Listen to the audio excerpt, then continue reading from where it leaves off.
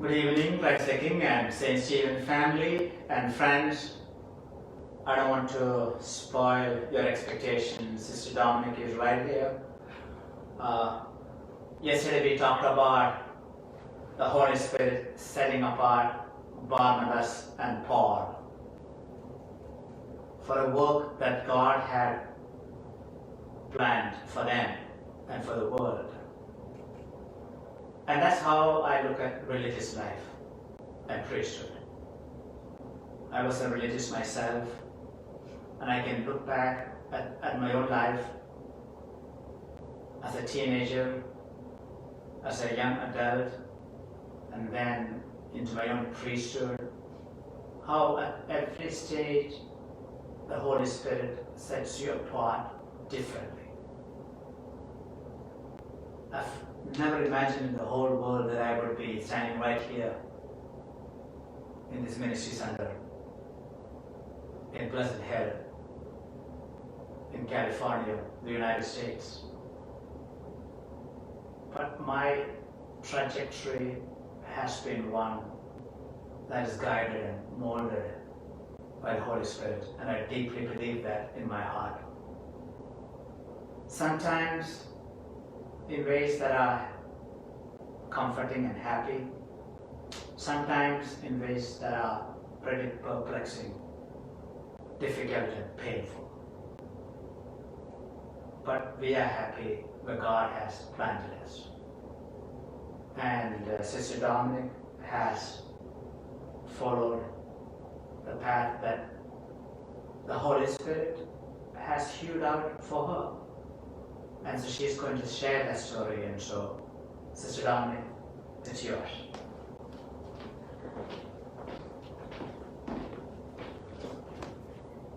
Thank you. Good evening and welcome, and thank you for being here.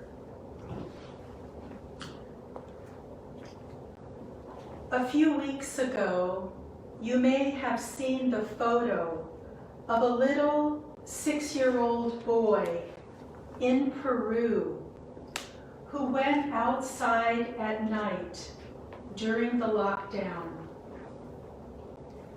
He knelt down in the middle of an empty, deserted street. He had his mask over his face, his hands were folded, and he was praying to God for an end to the global pandemic.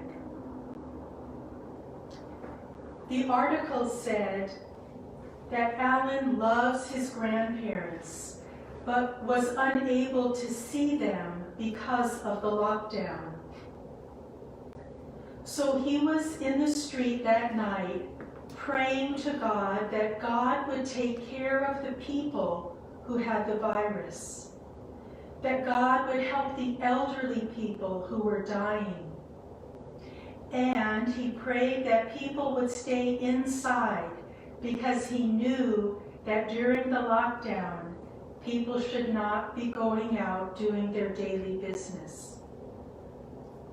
Now, why was Alan outside in the middle of the street at night? Because, he said, there was so much noise in his house. That story spoke to me because it reminded me of a truth. That sometimes we need to go away from the noise in our life in order to experience a closeness with God. I could see myself in that little child as I remember my youth. I was a typical girl in an ordinary family growing up in a small town. I enjoyed being with my friends, doing things, going places with family and friends. But there was a point in my teen years when I kept feeling drawn to go away from the activities and the noise and to seek an encounter with God. There was a point in my teen years that whenever I was in the midst of some fun activity with friends, I found myself dissatisfied, like I wish I were somewhere else, like something was missing. The more I followed my instinct and the more I followed my heart in those times, the more I realized what I was seeking. And it was an encounter with God. So I started to take time to be alone with God. And there I found what I was looking for. I found peace there, a peace that I could not find anywhere else. But I had to step away from the crowds and from the things that I thought I had to do or wanted to do to enjoy myself. I had to step away to be with the Lord.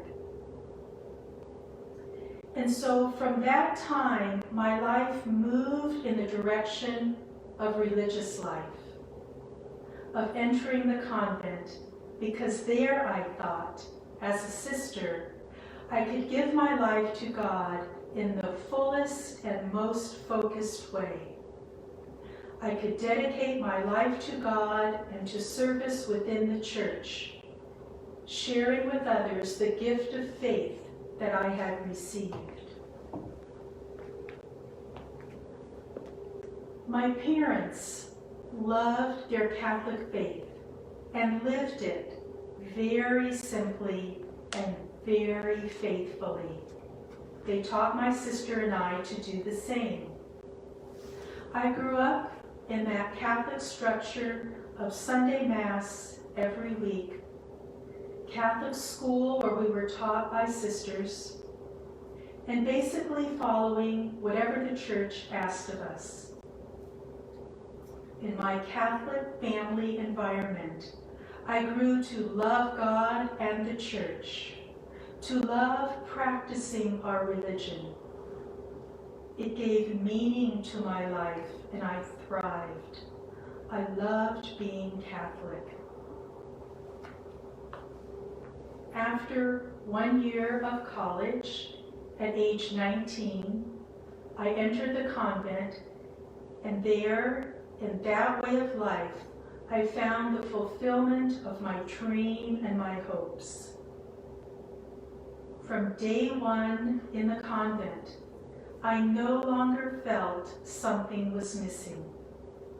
I did not feel that emptiness that I had felt in my teen years, but rather I found what I was looking for, and I knew I was in the right place.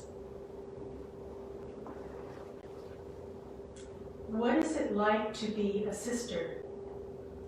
I answer this from my own experience as a Dominican sister, because sisters of different congregations would respond differently. We're not all the same.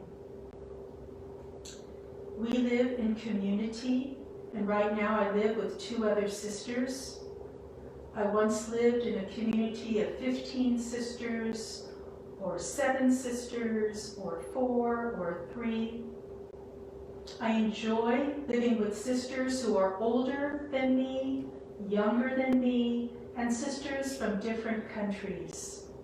For me, this is very enriching. Our house is an ordinary house in a neighborhood. It's called a convent, and we have a chapel with the presence of the Blessed Sacrament. We begin every day with morning prayer together in the chapel, about 20 minutes. We go to Mass every day, although it's different now during the lockdown.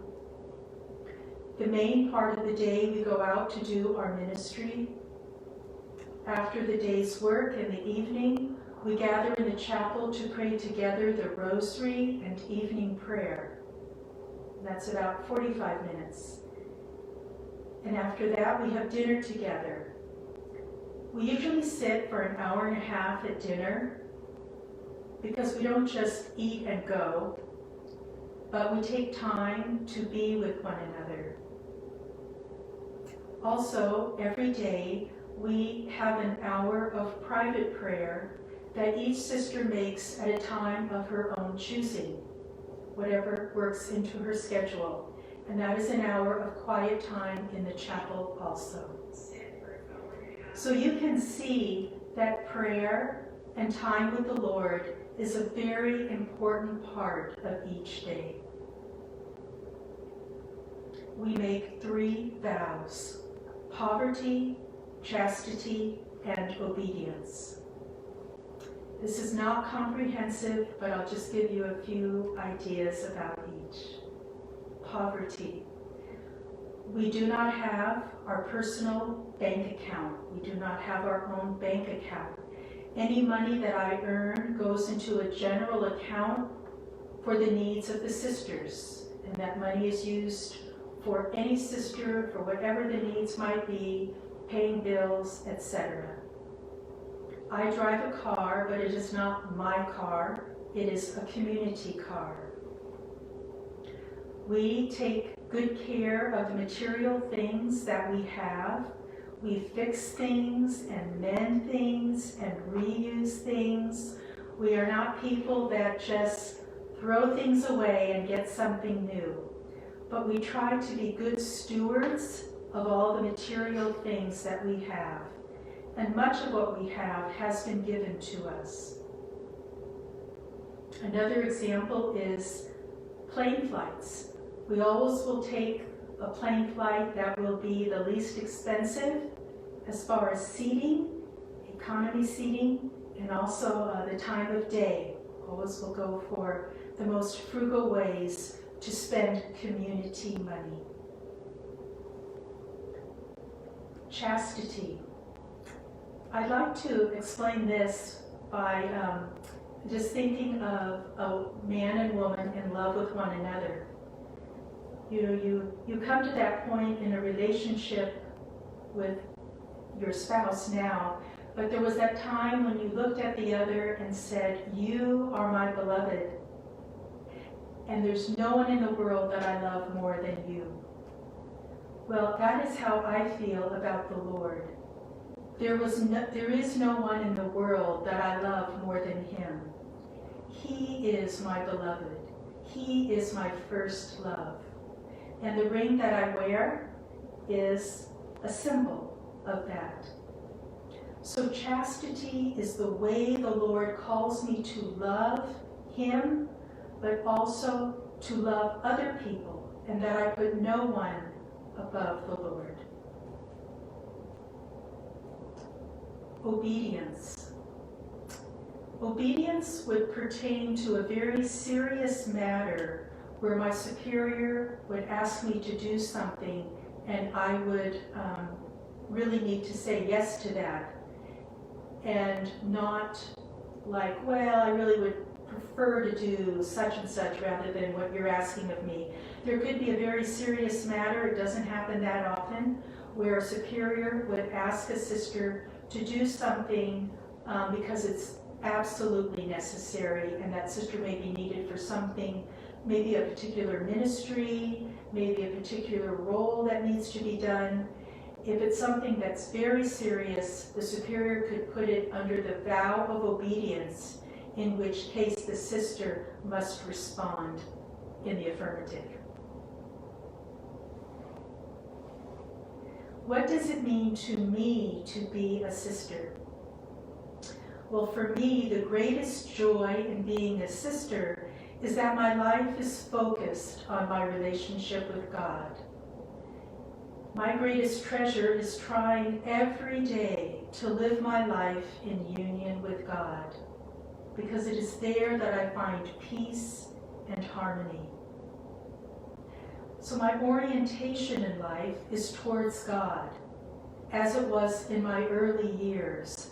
I have that yearning for God, that desire for God, an attraction to God and the things of God.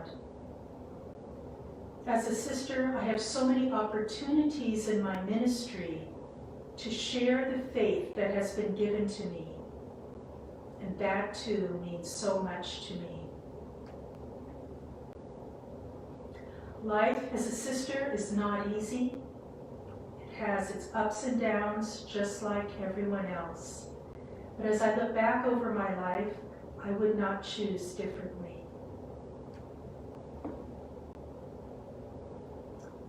What kinds of ministries have I done over the last 40 plus years?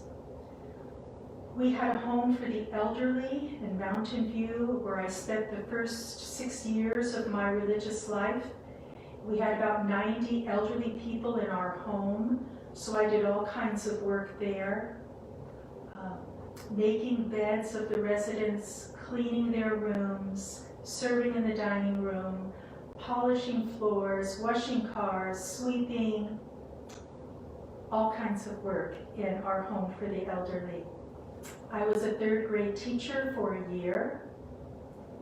I was an assistant cook at St. Albert's Priory, the Dominican Seminary in Oakland, where our sisters, we had a community there for many years. I was a campus minister for 11 years. I was at 2 different universities in Arizona, in Tucson at the University of Arizona, and in Tempe at Arizona State University. So I worked with college students at those 2 universities as a campus minister at the Newman Center. Christ the King is my 4th parish that I have worked in. I have had more than 20 years now in parish ministry. And where have I lived? I've lived in California and Arizona. I've lived in Mountain View, Santa Clara, Oakland, San Leandro, and in Arizona I lived in Tucson and in Mesa. And where have I traveled? I've traveled to Germany and to South Africa each 3 times because we have sisters there, and I was there for meetings over a variety of years. So I have tried to give you a little bit of a glimpse into what religious life means for me. And I started with that beautiful image of that little boy praying outside at night, encountering the Lord. And that is, I think, a beautiful image as how I see my life as a religious. Because every day I am striving to deepen my love for the Lord. Every day I am renewing my vows. Every day I'm asking God for strength and guidance and wisdom and help. And besides striving every day in my relationship with God, I've been blessed with opportunities in ministry to be able to share with others the gift of faith that I have been given. And so I am most grateful for my life. And thank you.